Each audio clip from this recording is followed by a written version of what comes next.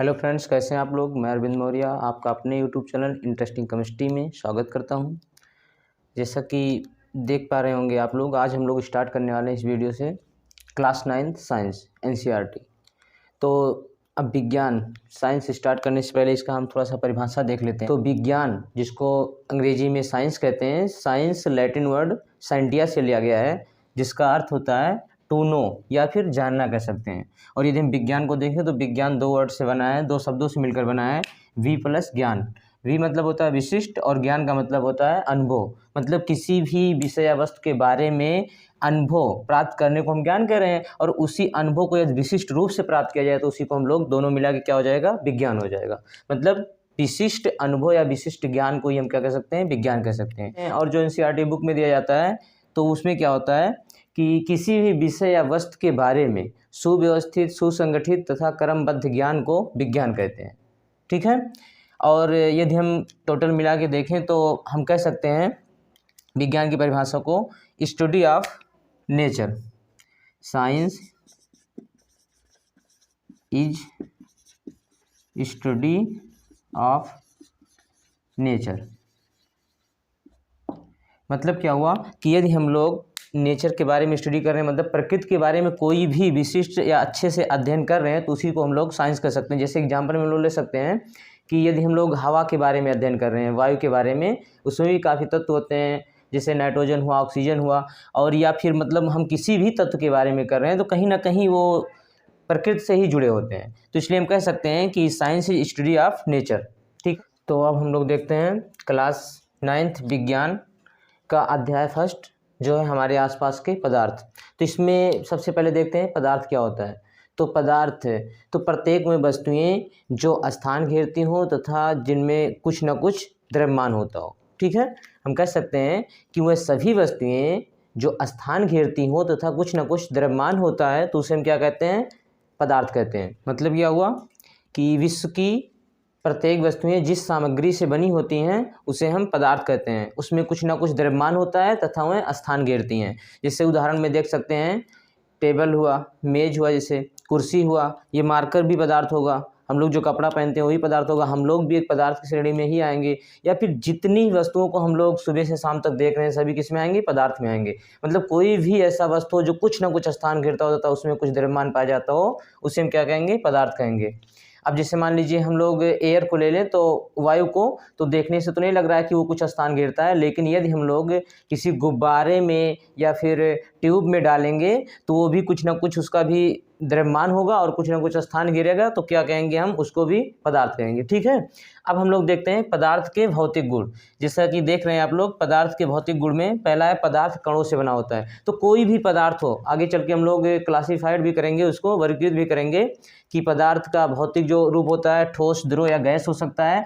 अब चाहे ठोस हो, द्रव हो या गैस हो, कोई भी होगा, लेकिन है तो सभी पदार्थ ही। और पदार्थ किससे बने होते हैं, कणों से बने होते हैं। जैसा कि आप लोग देख पा रहे होंगे कि ये ठोस दिखाया गया है। अब ठोस में जो कण होते हैं बहुत ही पास पास होते हैं, और वही द्रव में होते हैं तो थोड़ा और दूर दूर हो जाते हैं, और गैस में और दूर दूर हो जाते हैं। ठीक है। लेकिन बने हैं जितने भी पदार्थ होते हैं सभी छोटे छोटे कणों से मिलकर बने होते हैं, और ये सतत नहीं होता है, मतलब लगातार नहीं होता है।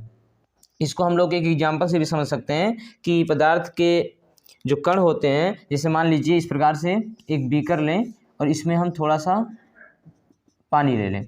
तो अब क्या करते हैं, इस पानी में यदि मान लीजिए हम लोग 50 ग्राम या 20 ग्राम कुछ भी NaCl नमक डाल दें, तो क्या होगा कि इसके कण बहुत पास पास नहीं होते। यदि मान लीजिए बहुत ही पास पास होते तो नमक इसमें घुल जाता, ऐसा हो ही नहीं सकता था। तो यदि हम 20 ग्राम नमक को इस पानी में घोल रहे हैं तो ये नमक घुलने के बाद भी इसके पानी के लेयर में जितना इसका लेयर था उससे कुछ भी ऊंचा नहीं होता है। इसका मतलब क्या हुआ कि नमक के 20 ग्राम कण जो थे वो इसी के अंदर घुल गए हैं, इसी के अंदर मिल गए हैं। इसका मतलब क्या हुआ कि इस कणों के बीच में कहीं ना कहीं रिक्त स्थान था जिसमें जाके ये शामिल हो गए हैं, घुल गए हैं और मिल गए हैं। ठीक है ना। तो मतलब उसी स्थान में मिल गए हैं जिससे इसका लेयर ऊपर नहीं हुआ, जितना लेयर पहले था उतना ही। अब ऐसा नहीं कि मतलब 100 ml पानी लेकर उसमें 1 kg नमक डाल दो, 1 kg चीनी डाल दो, तब तो ऊपर हो ही जाएगा। तो ऐसा नहीं करना है, लेकिन यह है कि 20 ग्राम नमक को यदि हम इसमें डाल रहे हैं तो इसका लेयर जितना था उतना ही रहता है। इसका मतलब क्या हुआ कि इसके कण जो थे सतत नहीं होते हैं, कुछ स्थान इसमें खाली होता है, रिक्त स्थान होता है, उसमें जाके नमक के कण NaCl के कण बैठ जाते हैं। ठीक है। अब पदार्थ के कण अत्यंत छोटे होते हैं। इसको हम लोग एक एग्जाम्पल समझ लेते हैं कि जो पदार्थ होते हैं जिन कणों से ये बने होते हैं वो बहुत ही छोटे छोटे होते हैं। तो कितने छोटे हो सकते हैं उसको भी हम लोग एक एग्जाम्पल समझते हैं उदाहरण से। यदि मान लीजिए यहाँ पर हम लोग 100 ml का एक बीकर ले रहे हैं या फिर 100 ml वाटर पानी ले रहे हैं, तो क्या करते हैं इसमें लाल दवा KMnO4 थोड़ा सा डाल देते हैं, पोटेशियम परमैंगनेट 2-3 टुकड़े को ही डालते हैं सिर्फ। देखिए 100 ml पानी ले रहे हैं, इसमें 2-3-4 टुकड़े को सिर्फ हम लोग KMnO4 लाल दवा जिसको कहते हैं डाल रहे हैं। अब इसमें क्या होता है, ये 3-4 टुकड़ा ही छोटा छोटा कण का टुकड़ा अब यही पूरे पानी में फैल जाता है। सिर्फ 4 टुकड़ा ही था लेकिन पूरे पानी में हो गया, पूरा पानी हमको लाल दिखाई दे रहा है। अब यदि मान लीजिए हम लोग इसमें से सिर्फ 10 ml यहाँ से लें और इस 10 ml को इसमें डाल दें दूसरे बीकर में जिसमें अभी कुछ भी नहीं था, सिर्फ पानी लिया गया था।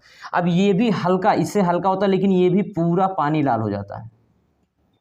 ठीक है, तो मतलब 3-4 टुकड़े से ही ये भी पूरा लाल हो गया और ये भी पूरा लाल हो जा रहा है, हल्का हो रहा है। अब इसमें से यदि हम लोग 10 ml ले लें और इसको तीसरे बीकर में डाल दें तो ये भी बहुत हल्का होगा बट ये भी लाल हो जाएगा। ठीक है, और इसमें से लेकर इसी प्रकार से इसमें भी 10 ml डाल दें तो ये भी बहुत हल्का हल्का लाल। मतलब हम लोग सोच सकते हैं कि इसमें सिर्फ 3 कण डाला गया था, इसी 3 कण से कितना ml पानी, 100 ml इसमें था, 100 ml इसमें था, 100 ml इसमें भी था। अब इतना पानी लाल हो जा रहा है, मतलब 3 कण से कितने कणों में। अब मान लीजिए वो 3 कण नहीं फैले होते तो सिर्फ इसी इतने स्थान में रहते, लेकिन नहीं, इस पूरे पानी में हो गए, इसमें भी पूरे में हो गए, इसमें भी, मतलब बहुत दूर तक फैल गए, 100 ml में पूरे में हो गए। तो हम कह सकते हैं कि किसी भी पदार्थ के जो कण होते हैं इतने छोटे हो सकते हैं कि उसको हम सोच भी नहीं सकते हैं। ठीक है, उसके बाद आगे देखते हैं पदार्थ के कणों के अभिलाक्षणिक गुण, जिससे पहला दिया गया है पदार्थ के कण निरंतर गति करते हैं। ठीक है, अब पदार्थ के जो छोटे छोटे कण होते हैं निरंतर चलते रहते हैं। इसको हम लोग एक उदाहरण से समझ सकते हैं कि जैसे मान लीजिए एक रूम है, इसमें किसी कॉर्नर, किसी कोने पर बुझी हुई अगरबत्ती रख देते हैं। ठीक है, तो यदि बुझी हुई अगरबत्ती को रखें हैं तो हम किसी दूसरे कॉर्नर पर हैं तो वहाँ तक हमको उस अगरबत्ती का सुगंध नहीं आएगा, मतलब हम उसको नहीं पता कर सकते हैं कि यहाँ पर अगरबत्ती रखा गया है। लेकिन यदि उसी अगरबत्ती को हम लोग जला के रख देते हैं तो दूसरे कॉर्नर पर हैं तब भी वहाँ से यहाँ तक उसके छोटे छोटे जो कण होते हैं वो चलते हुए हमारे पास तक आ जाते हैं और हम लोग उस सुगंध को ले पाते हैं, समझ जाते हैं कि यहाँ कहीं पर अगरबत्ती जल रहा है। ठीक है, तो मतलब क्या हुआ कि यदि पदार्थ के कण निरंतर गति करते हैं, यदि मान लीजिए कोई भी पदार्थ है तो उसमें गतिज ऊर्जा होता है जिससे वो गति करते रहते हैं, और यदि उसको हम गर्म कर रहे हैं तो उसका गति जो होता है, टेम्परेचर दे रहे हैं, टेम्परेचर देने का मतलब तापमान बढ़ाने का मतलब वो कि गर्म कर रहे हैं, तो गर्म कर रहे हैं तो उसका जो गति होता है, उसके कणों का जो गति होता है और फास्ट हो जाता है। ठीक है, इसीलिए बुझी हुई अगरबत्ती से हम लोग सुगंध नहीं ले पाते हैं, लेकिन यदि मान लीजिए जल रही अगरबत्ती तो उसका सुगंध हमारे पास तक आ जाता है, पूरे रूम में बिखर जाता है। फिर उसके बाद अगला पॉइंट है पदार्थ के कण एक दूसरे को आकर्षित करते हैं। इसको भी हम लोग एक उदाहरण से समझ सकते हैं कि जो पदार्थ के कण होते हैं एक दूसरे से बंधे रहते हैं, जैसा कि इसमें देख रहे हैं ये एक दूसरे से बंधे हुए हैं। ये सॉलिड है, ठोस है, तो इसमें बहुत पास पास है, ये दोनों है कुछ दूर दूर पर हो गए, और गैस में बहुत ही दूर दूर हो जाते हैं कण। ठीक है, तो ये एक दूसरे से बंधे थे। जैसे मान लीजिए हम लोग पानी को किसी भी, मतलब कोई बर्तन है या बाल्टी या कुछ भी है उसमें पानी रखा गया तो उसको उंगली से यदि काटते हैं तो उसको काट नहीं पाते हैं। ठीक है, तो इससे हम कह सकते हैं कि एक दूसरे से जो कण उसके हैं पानी के एक दूसरे से बंधे हुए हैं, जिससे हम लोग यदि उंगली से उसको अलग करते हैं तो अलग नहीं कर पाते हैं। ठीक है, फिर वो मिल जाते हैं आपस में। फिर अगला है पदार्थ के कणों के बीच रिक्त स्थान होता है, तो इसको हम लोग एक उदाहरण से देख भी चुके हैं। और जैसे मान लीजिए पदार्थ के कणों के बीच में रिक्त स्थान होता है, यदि हम लोग नींबू और पानी को मिलाते हैं, ठीक है, या पानी और चीनी को मिलाते हैं तो क्या होता है, एक कण के बीच में दूसरा कण समावेशित हो जाता है। ठीक है, जैसे मान लीजिए हम लोग नींबू पानी को मिला रहे हैं तो पानी के कणों के बीच में नींबू जाके बैठ जाता है, समावेशित हो जाता है। तो इसका मतलब क्या हुआ कि पानी के कणों के बीच में कुछ रिक्त स्थान था जिसमें जाके नमक हो या नींबू हो या चीनी हो जाके समावेशित हो जाता है। ठीक है, तो इससे हम लोग समझ सकते हैं कि पदार्थ के कणों के बीच रिक्त। तो हम लोग देख रहे हैं कि मतलब प्रत्येक पदार्थ जो भी होता है उसके कण आपस में समावेशित हो जाते हैं।